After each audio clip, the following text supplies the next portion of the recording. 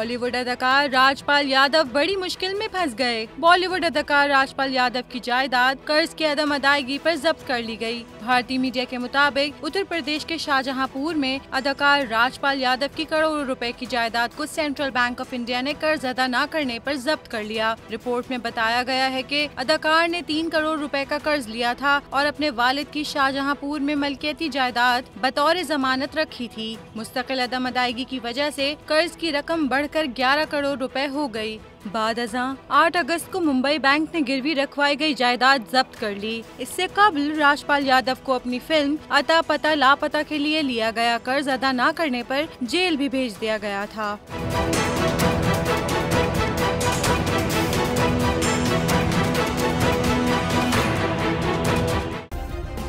Subscribe करें और bell दबाएं ताकि कोई खबर रह न जाए।